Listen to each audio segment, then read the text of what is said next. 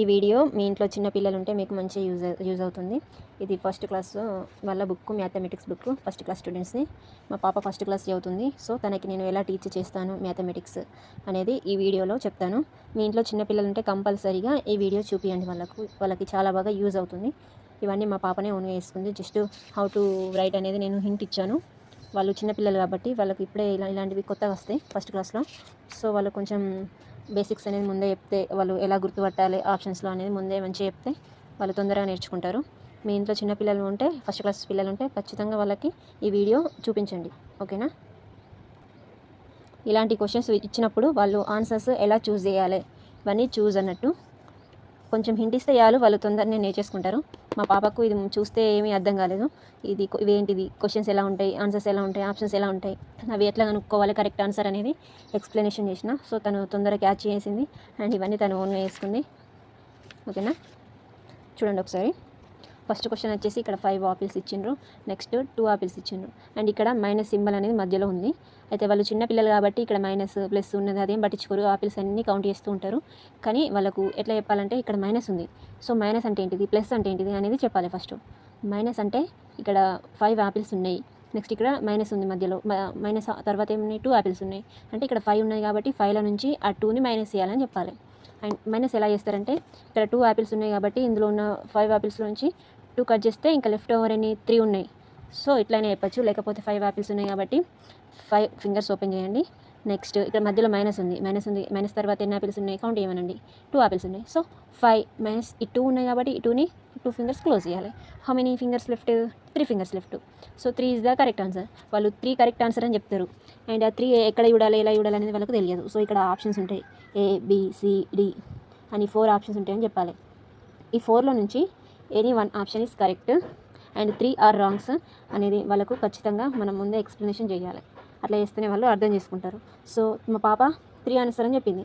సరే 3 ఆన్సర్ ఎక్కడ ఉంది ఒకసారి చూడండి అని చెప్పిన. అప్పుడు తను 3ని చూసింది. ఏ ఆప్షన్లో 3 అనే నెంబర్ ఉంది, సో ఇది కరెక్ట్ ఆన్సర్ అని టిక్ చేసింది. ఇట్లా చెప్పాలి పిల్లలకు. ఓకేనా? And next question, right A number which is 1 more than the given number. ఇదంతా వాళ్ళకు చదవాలి, వాళ్ళకు సెంటెన్స్ అంత అర్థం చేసుకోవాలి అని అంత మైండ్ సెట్ ఉండకపోవచ్చు, ఎందుకంటే వాళ్ళు ఇప్పుడే ఫస్ట్ క్లాస్ కదా. అండ్ ఇలాంటి క్వశ్చన్స్ కూడా వాళ్ళకి ఇప్పుడే స్టార్టింగ్, సో అంత మైండ్ సెట్ ఉండకపోవచ్చు. కాబట్టి మనం ఒకసారి ఎక్స్ప్లెనేషన్ చేయాలి. Right A number which is 1 more than the given number అంటే 2 తర్వాత ఒక డాష్ ఉంది కదా, 2 తర్వాత వచ్చే నెంబర్ ఏంటిదో కనుక్కోమని చెప్పాలి. ఓకేనా? 2 తర్వాత వచ్చే నెంబర్ 3 అని చెప్పింది మా పాప. సో 3 ఎక్కడుంది, ఏ ఆప్షన్లో ఉంది అని వాళ్ళకు హింట్ ఇవ్వాలి. మనం డైరెక్ట్ ఆన్సర్ అనేది చూపించద్దు వాళ్ళకు. సో వాళ్ళు చూసుకుంటారు 3 ఎక్కడుందని చూసి ABCD 4 ఆప్షన్స్ చెక్ చేస్తారు. అప్పుడు Dలో 3 ఉంది కాబట్టి this is the correct answer mummy అని ఇది టిక్ చేసింది మా డాటర్. సో వాళ్ళకి ఇట్లా టీచ్ చేయాలి. నెక్స్ట్ ఇది చూసి మా పాప ఈజీగా గుర్తుపట్టేసింది. ఇక్కడ 1 2 3 ఫిగర్స్ ఉన్నాయి మమ్మీ, కాబట్టి ఇక్కడ 3 వస్తుంది డాష్లో అని చెప్పింది. అండ్ తనే ఇక్కడ ఆప్షన్స్లో 3 ఎక్కడుందని వెతికింది, టిక్ చేసింది. సో ఇలా ఉంటుంది అన్నట్టు. కొంచెం ఈజీగానే క్యాచ్ చేసే పిల్లలు తొందరగా నేర్చుకుంటారు. కొంతమంది పిల్లలు క్యాచ్ చేయకపోవచ్చు, వాళ్ళకి మంచిగా నిదానంగా ఎక్స్ప్లెనేషన్ చేయాలి. కంపల్సరీగా చేస్తేనే వాళ్ళు తొందరగా నేర్చుకుంటారు. నెక్స్ట్ 4th క్వశ్చన్ వచ్చేసి ఇక్కడ డాషెస్ ఉన్నాయి కదా, అందులో వచ్చే నెంబర్ ఏంటో నేను రాస్తా మమ్మీ అని రాసింది. ఇక్కడ 7 వస్తుంది, ఇక్కడ 9 వస్తుంది అని రైట్ చేసింది. సరే నువ్వు పెన్సిల్తో రాసిన నెంబర్స్లో కరెక్టే, ఆప్షన్స్లో ఎక్కడ ఉన్నాయి చూడు అని చెప్పిన. అంతే, తనే ABCD అని చూసింది. ఏలోనే ఉంది మమ్మీ అని టిక్ చేసింది. అండ్ ఇక్కడ Cలో 9 7 ఉంది కదా, ఇది కరెక్ట్ కాదా, ఇందులో కూడా 9 7 ఉంది కదా అని అడిగిన. అప్పుడు మా పాపనే చెప్పింది, ఇక్కడ ఫస్ట్ 7 వచ్చింది, తర్వాత 9 వచ్చింది కాబట్టి 7 9 ఉండాలి మమ్మీ అని చెప్పింది. సో ఇది కరెక్ట్ అని టిక్ చేసింది. వాళ్ళు ఇట్లా క్యాచ్ చేస్తారు. ఓకేనా?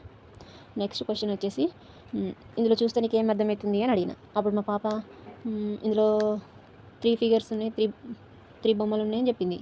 అండ్ ఇక్కడ మధ్యలో ప్లస్ సింబల్ ఉంది మమ్మీ అని చెప్పింది. ప్లస్ అంటే ఏంటిదంటే అడిషన్ అని ఆమెనే చెప్పింది, ఎందుకంటే మనం ముందే చెప్పాలి ప్లస్ మైనస్లు ఉంటాయి, అది ఎట్లా గుర్తుపట్టాలని చెప్పాలి.